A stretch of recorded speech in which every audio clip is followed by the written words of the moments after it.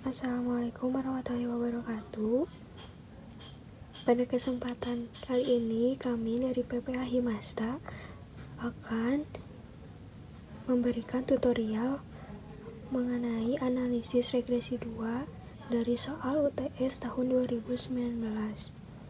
Untuk soal nomor 1, jelaskan apa yang terjadi pada model regresi apabila asumsi di bawah ini tidak terpenuhi. Jawaban dapat ditambahkan atau direvisi dari Google, internet lainnya, ataupun sumber buku ajar lainnya.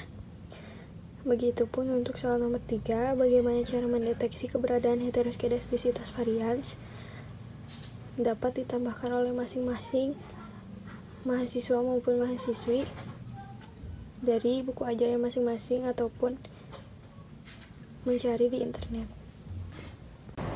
Untuk nomor 2, jika variabel pendapatan merupakan variabel tak bebas dengan mengubah bebasnya antara jenis kelamin dengan referensi perempuan dan pendidikan yaitu SD, SMP, SMA, dan perguruan tinggi yang menjadi referensi adalah SD. Untuk 2A, tuliskan model regresinya. Sebelumnya akan dilakukan dummy variabel untuk dummy sex 1 untuk jenis kelamin laki-laki dan 0 untuk jenis kelamin perempuan. Dan untuk dummy variabel pendidikan terbagi menjadi 3. Dummy pendidikan 1 yaitu untuk pendidikan SMP, nilai 1 untuk pendidikan SMP dan 0 untuk pendidikan lainnya. Dummy pendidikan 2 nilai 1 untuk pendidikan SMA dan 0 untuk pendidikan lainnya. Dummy pendidikan ketiga nilai 1 untuk pendidikan perguruan tinggi dan 0 untuk pendidikan lainnya. Untuk 2A, tuliskan model regresinya. Pendapatan sama dengan B0 ditambah B1 dummy sex ditambah B2 dummy pendidikan 1 ditambah B3 dikali dummy pendidikan 2 ditambah B4 dummy pendidikan 3. Pendapatan akan menjadi dietopi sama dengan B0 ditambah B1 dikali dummy sex ditambah B2 dikali dummy pendidikan 1 ditambah B3 dikali dummy pendidikan 2 ditambah B4 dikali dummy pendidikan 3.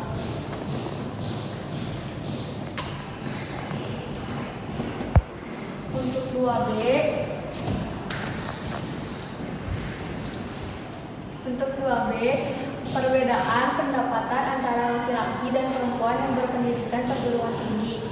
Pendapatan laki-laki berpendidikan PT yaitu dietopi sama dengan B0 ditambah B1 kali 1 karena dummy untuk laki-laki adalah 1 ditambah B2 dikali 0 ditambah B3 dikali 0 ditambah B4 dikali 1 karena dummy pendidikannya adalah perguruan tinggi, sehingga didapat pendapatan laki-laki berpendidikan PT yaitu B0 ditambah B1 ditambah B4.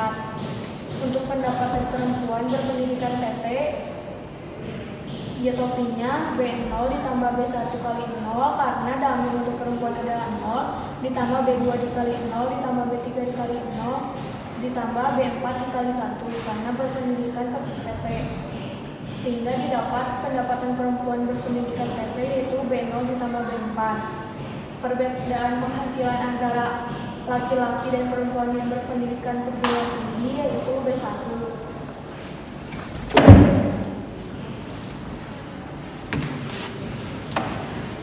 2C, perbedaan pendapatan antara laki-laki dan perempuan berpendidikan SMA. Untuk pendapatan laki-laki berpendidikan SMA yaitu B0 ditambah B1 kali 1 karena dummy laki-lakinya 1 ditambah B2 dikali 0 ditambah B3 dikali 1 karena dummy pendidikannya SMA ditambah B4 dikali 0 sehingga pendapatan laki-laki yang berpendidikan SMA adalah B0 ditambah B1 ditambah B3. Pendapatan perempuan berpendidikan SMA yaitu B0 ditambah B1 kali 0 ditambah B2 kali 0 ditambah B3 kali 1 ditambah B4 kali 0 sehingga diperoleh pendapatan perempuan berpendidikan SMA B0 ditambah B3. Perbedaan pendapatan antara laki-laki dan perempuan berpendidikan SMA adalah B1. Untuk 2D, perbedaan penghasilan laki-laki berpendidikan PT dengan SD, sehingga dummy-nya yang digunakan ada 3, yaitu B4 dan B1, dan juga dummy untuk laki-lakinya. Penghasilan laki-laki berpendidikan PT yaitu B0 ditambah B1 kali 1 karena dummy dari laki-laki 1, ditambah B2 dikali 0, ditambah B3 dikali 0, ditambah B4 dikali 1 karena laki-lakinya berpendidikan PT, sehingga dummy untuk perguruan tinggi adalah 1. Sehingga penghasilan laki-laki berpendidikan PT yaitu B0 ditambah B1 ditambah B4. Penghasilan laki-laki berpendidikan SD itu B0 ditambah B1 dikali 1 karena dummy laki-lakinya 1, ditambah B2 dikali 0, ditambah B3 dikali 0, ditambah B4 dikali 0. Sehingga diperoleh B0 ditambah B1. Jadi perbedaan penghasilannya adalah B4.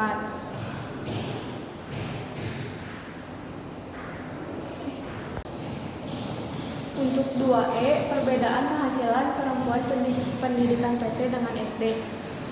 Penghasilan perempuan berpendidikan PT yaitu B0 ditambah B1 kali 0, ditambah B2 dikali 0, ditambah B3 dikali 0, ditambah B4 kali 1. Sehingga diperoleh penghasilan perempuan berpendidikan PT yaitu B0 ditambah B4. Penghasilan perempuan berpendidikan SD yaitu B0 ditambah B1 kali 0, ditambah B2 dikali 0, ditambah B3 kali 0, ditambah B4 dikali 0, sama dengan B0. Kenapa SD tidak memiliki nilai? Karena SD-nya menjadi reference, sehingga yang menjadi reference adalah 0. Sehingga perbedaan penghasilan antara perempuan berpendidikan PT dengan SD yaitu B4.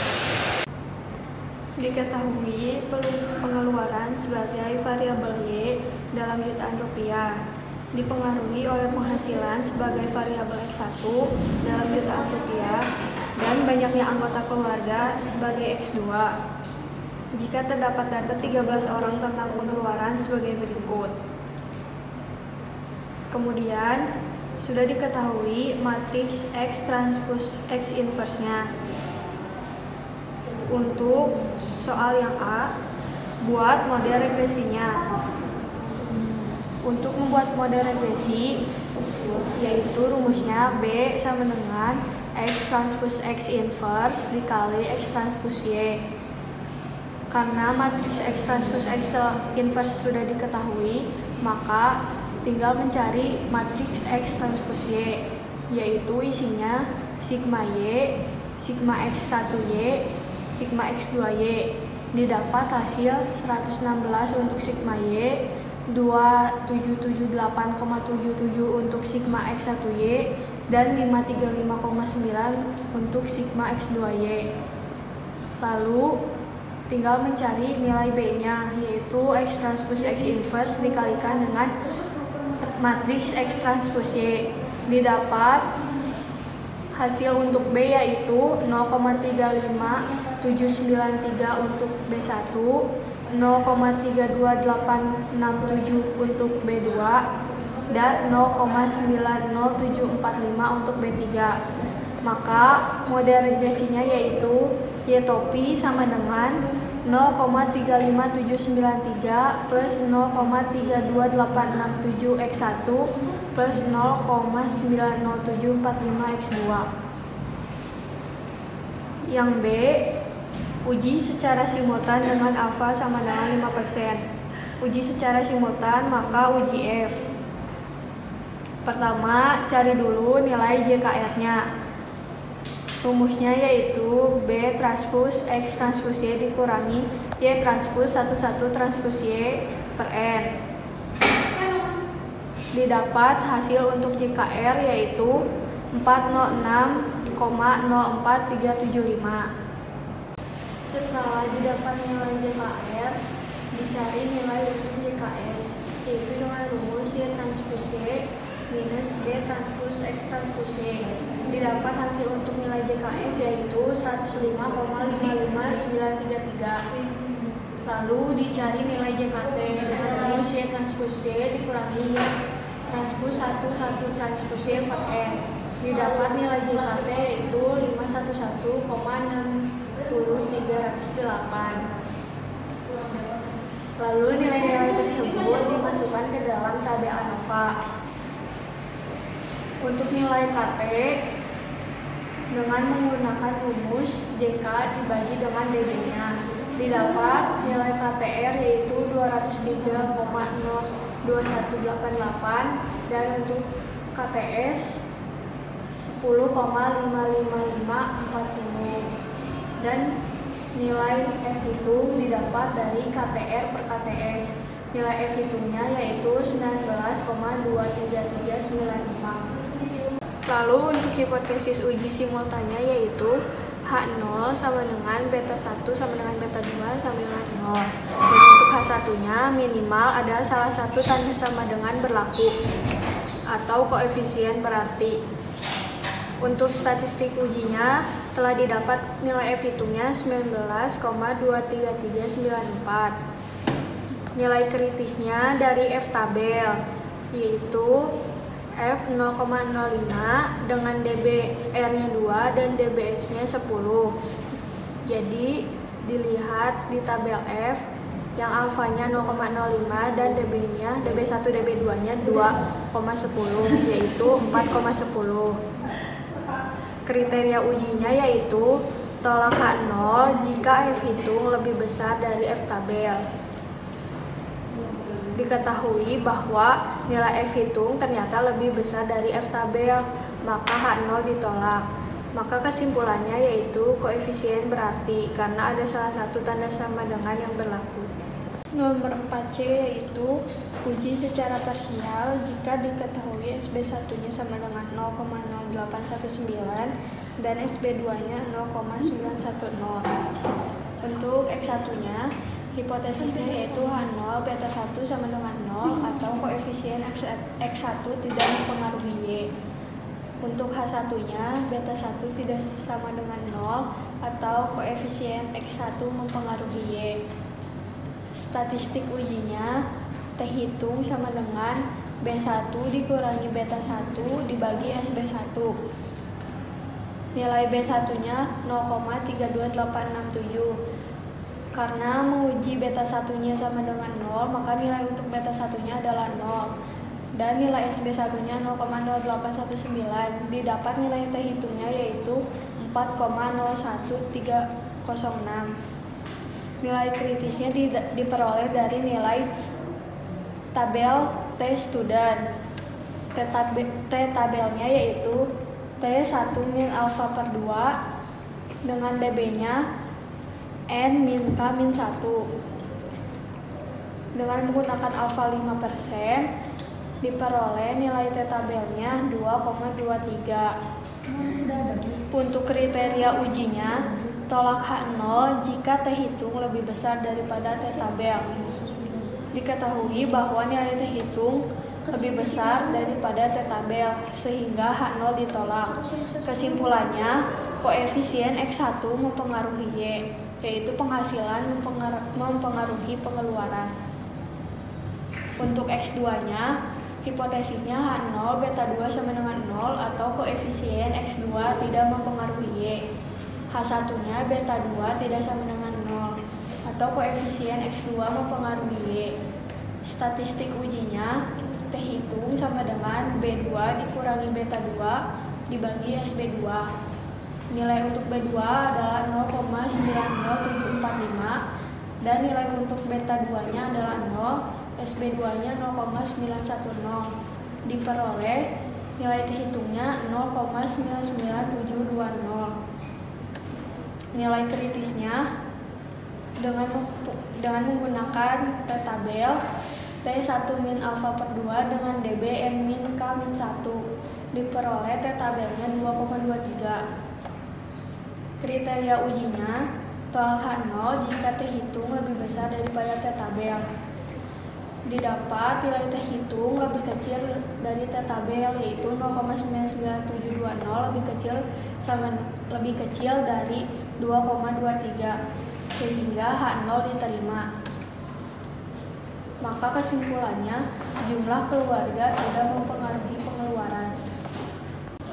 Untuk nomor 4D, andaikan terjadi heterogenesitas varians, buatlah bobot untuk mencari koefisien regresi yang baru dengan mengubah nilai S1 kuadrat, kemudian hitung liquidnya 1/xi kuadrat. Sebelumnya kita sudah memperoleh persamaan regresi, lalu kita mencari nilai Y2, yaitu dengan cara memasukkan nilai X1 dan X2 kepada persamaan regresi sebelumnya. Lalu setelah mencari nilai Y2, mencari nilai EI. Nilai EI diperoleh dari Y min Y2. Lalu nilai sisaannya kita kuadratkan. Untuk mencari nilai sigma I kuadrat diperoleh dari model regresi antara EI kuadrat dan Y2. Untuk mencari model regresi antara EI kuadrat dan Y2, kita gunakan X-nya adalah Y2 dan Y-nya adalah EI kuadrat. Lalu kita mencari model persamaannya.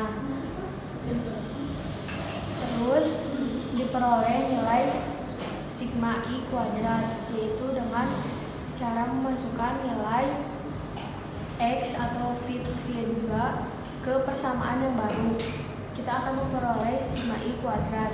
Setelah itu kita tinggal mencari nilai weighted-nya, yaitu 1/sigma I kuadrat.